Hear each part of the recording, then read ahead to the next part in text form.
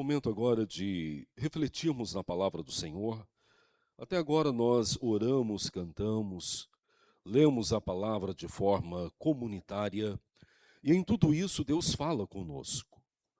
Tanto cânticos quanto os hinos são baseados na palavra de Deus, então não tem como não sermos tocados pela palavra de Deus enquanto adoramos ao Senhor. Mas sabemos também que há um momento especial no culto, em que nós nos aquietamos, em que nós tranquilizamos a nossa alma, o nosso pensamento, e é esse momento que Deus fala conosco por meio da sua palavra.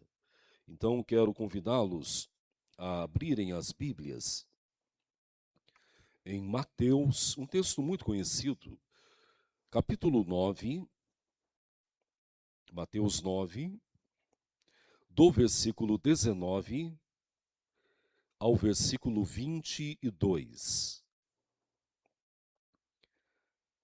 Mateus 9, do versículo 19 ao versículo 22.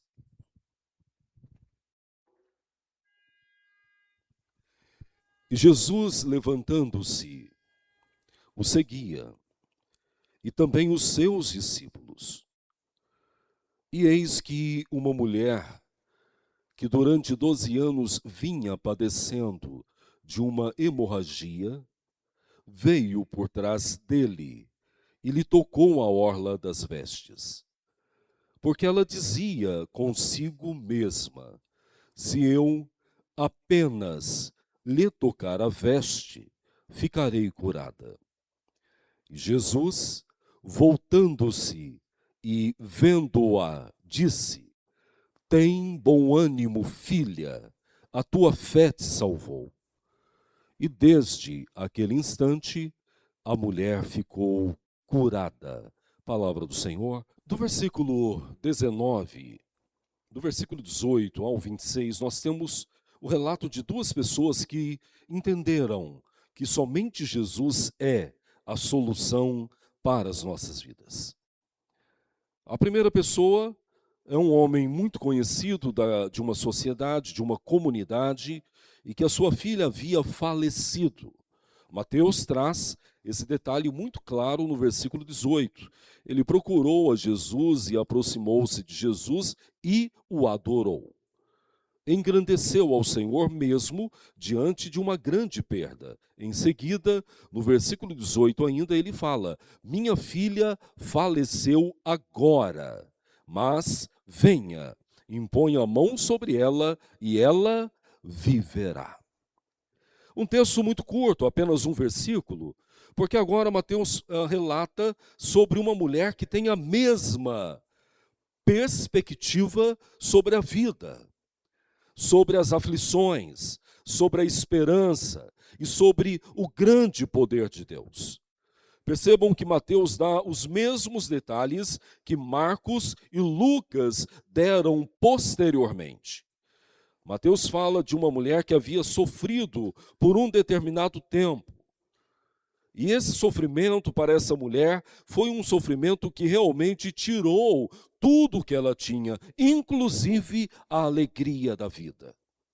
Eu já fiz outra exposição, mas usando o texto de Lucas, e ficou bem claro para nós que a enfermidade daquela mulher a proibia, dentro da cultura daquele povo, de participar de todas as reuniões sociais daquela comunidade. Inclusive, ela não tinha permissão de entrar no templo para orar a Deus. Durante 12 anos, ela sofreu não apenas uma enfermidade física, mas uma enfermidade da alma, uma enfermidade social, uma mulher abandonada durante 12 anos. Mas o que é maravilhoso é que, assim como Jairo, essa mulher tinha uma finalidade. Ela tinha uma perspectiva muito bem centrada. Ela tinha um foco muito bem estabelecido. E então entra o texto que nós lemos. Versículo 19 fala que Jesus se levantou e começou a andar. Jairo, que havia feito pedido a Jesus, seguiu a Jesus e os discípulos. E aí entra o versículo 20. E eis que uma mulher que há 12 anos sofria de uma hemorragia. Os demais evangelistas dizem assim: e gastou tudo o que ela tinha com médicos, porém só piorava. Em muitos momentos nós nos vemos assim. Tentamos as nossas saídas, tentamos com tudo aquilo que Deus nos dá, e parece que a gente não tem resposta, não tem solução.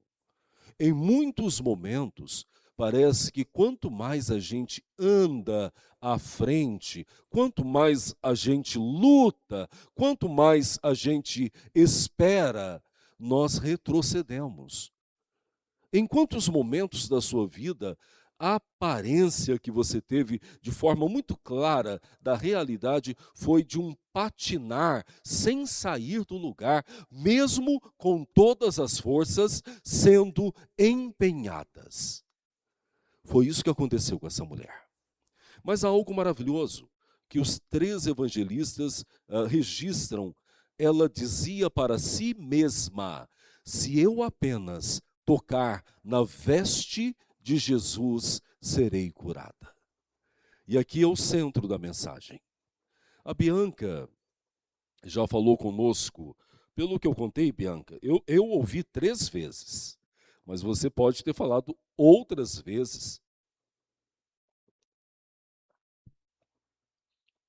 E é justo que você tenha falado muito mais do que 10 vezes.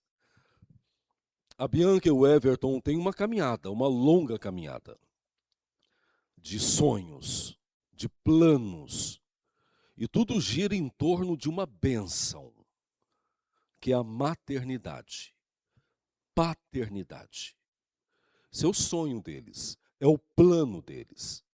Essa igreja acompanhou esse casal durante todo esse tempo. A família muito mais perto, né, Bruna?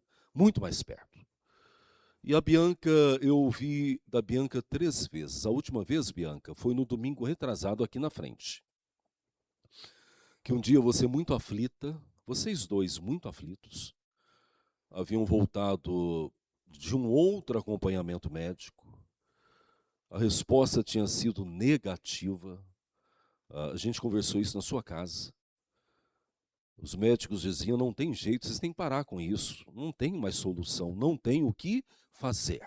Tá? Não tem o que fazer. E ela procurou o pastor Marcelo, e o pastor Marcelo disse para ela: Deus já disse não. Não foi isso, Bianca? E daí a Bianca, na hora, já refletiu, né? Ficou brava, né, Bianca? O coração ficou bravo, porque em meio às aflições, a gente quer ouvir alguém falar para nós: pare de sofrer, pare de lutar. Já lutou muito, não insista mais. E daí ela guardou aquilo e Deus não tinha falado não. Como Deus não tinha falado não. Nós já ouvimos isso várias vezes. E a frase que nós ouvimos é: a última palavra sempre será de Deus. E foi isso que aconteceu. Se você ainda não teve tempo de sentar com os dois, senta. Eu tive essa oportunidade a semana passada e vocês vão entender o porquê desse culto a Deus essa noite. Não tinha solução para eles. A medicina, depois de tantas tentativas, já tinha colocado um ponto final. Não vale mais a pena correr atrás disso. Vocês têm que caminhar para a adoção, porque não tem o que fazer. E foi exatamente esperar a voz de Deus. Deus poderia ter falado não também. Só que o não de Deus, Bianca e Everton, como ele já falou para nós, e não foram poucas vezes, sempre vem com consolo, vem com cura, vem com uma transformação de situação, vem com uma transformação de perspectiva. O não de Deus sempre é assim. Mas Deus falou sim. E a Bianca e o Everton estão gestando um filho de Deus, Lucas, nome de um grande evangelista.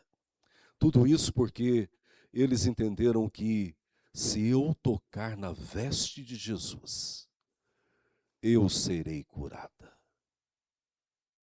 Essa é a grande diferença para quem tem Deus no coração.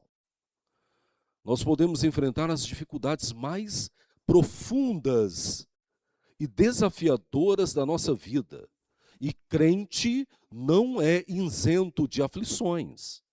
Nós passamos por desemprego, por crises familiares, por crises existenciais, por enfermidades gravíssimas. Essa é a condição do homem. É a condição humana. A grande diferença é esta. Assim como Jairo e assim como aquela mulher que há 12 anos sofria de uma hemorragia, nós temos em quem buscar socorro. Isso faz diferença. Isso não apenas nos traz alento, esperança no meio do deserto, como isso também traz uma resposta para a nossa alma, que Deus é poderoso para fazer muito mais daquilo que nós vemos. Isto é fé. A fé transcende a visão física, a fé transcende os resultados médicos, a fé transcende os diagnósticos, a fé transcende a lógica, a fé transcende tudo. Porque onde a ciência falha, onde o homem falha, a glória de Deus sempre será vista. E é isso que é maravilhoso. Aquela mulher tinha um objetivo. E diferente de Jairo, que fez um pedido humilde, venha até a minha casa e ela viverá. Olha que confiança poderosa. Mas diferente de Jairo e diferente de outros que conversaram com Jesus, que receberam Jesus na própria casa, aquela mulher queria apenas tocar na veste dele. Ô Bianca, você já viu uma exposição que eu fiz em Lucas? Lucas fala que assim que ela tocou, ela foi curada imediatamente. E Jesus parou todo aquele barulho daquela multidão e perguntou: quem me tocou? Lucas diz que os discípulos olharam para Jesus e disseram: como queres saber quem te tocou se a multidão te aperta? Você já andou aqui na feira, aqui dia de domingo? Vai na feira de domingo por volta das 10h30, 11h30, e você vai ver o tanto de gente. É mais ou menos aquilo. Todo mundo toca em você, você não sabe. Os discípulos tiveram essa perspectiva humana. Tanta gente abraça, toca o Senhor. Como queres saber quem te tocou? A resposta de Jesus foi: porque de mim saiu virtude. O que nós aprendemos com isso? Tem muitos que tocam em Jesus. Tem muitos que buscam a Jesus. Mas nem todos buscam com sinceridade da alma e com uma fé que transcende todas as dificuldades. É isso que faz diferença. A nossa adoração a Deus hoje foi que esse casal insistiu em esperar a vontade de Deus, em ouvir a vontade de Deus, como Jairo fez. Lucas fala que os amigos de Jairo chegaram para ele e disseram: pare de incomodar a Jesus, a tua filha está morta. E depois que morre, o que resta? Sepultamento. A mulher, na mesma perspectiva, não tinha solução nenhuma, mas a fé era tão real em Cristo e no conhecimento de um Deus que pode todas as coisas, que qualquer obstáculo se tornou pequeno diante da expectativa daquela mulher. Everton e Bianca, hoje vocês estão vivendo algo tão sonhado, porque Deus é poderoso para fazer além de qualquer coisa. Vocês estão vivendo algo tão maravilhoso, porque Deus tem um propósito na vida do Lucas. Tá? Tem o sonho de vocês, tem tudo envolvido, mas acima disso, Deus tem um propósito. Terceiro, vocês estão vivendo algo tão maravilhoso porque vocês aprenderam que a última palavra sempre será de Deus. E é isso que nós precisamos aprender. Quantas vezes desistimos? E quem sabe já desistimos bem próximo de alcançar algum objetivo. Nós aprendemos com esse casal que quem confia no Senhor viverá as grandes maravilhas que Ele prometeu. Casal jovem, muito mais novo do que muitos que estão aqui, inclusive mais novo do que eu, mas que aprendeu a esperar na voz do Senhor. O final do texto é maravilhoso. A mulher ficou não apenas curada fisicamente. Marcos e Lucas dão detalhes que Mateus não deu. Mateus foi bem rápido. Até porque Mateus falou para uma população que já conhecia as promessas, para o povo judeu. Então não tinha muito tempo para perder. Lucas fala para os gentios, então ele tem que dar muitos detalhes, porque o gentio não tinha conhecimento da tradição judaica. Então Marcos e Lucas, principalmente Lucas, nos dão detalhes muito importantes. Fala que depois que a mulher se revela, Jesus diz para ela: olha, a tua fé te salvou, volta para a tua casa. O que nós vemos aí? Nós vemos uma mulher que buscou cura física, mas que foi curada espiritualmente e que foi curada socialmente. Sabem por quê? E tem textos que a gente não para tentar muito profundamente. Quem acreditaria naquela mulher?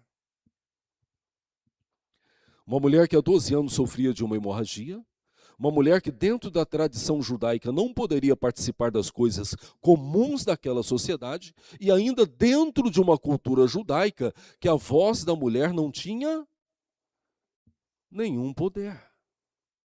Por que Jesus resolve trazê-la para o meio do cenário? Para que todos pudessem ouvir que a partir daquele dia, aquela mulher estava apta para participar de todas as ações daquela sociedade. Sabe o que nós aprendemos com isso? Que Deus cura fisicamente. Que Deus cura-nos quanto sociedade. Mas principalmente, que Deus cura a nossa alma. Foi a palavra final de Jesus. A tua fé te salvou. Em quem você tem confiado? Em quem você tem procurado resposta?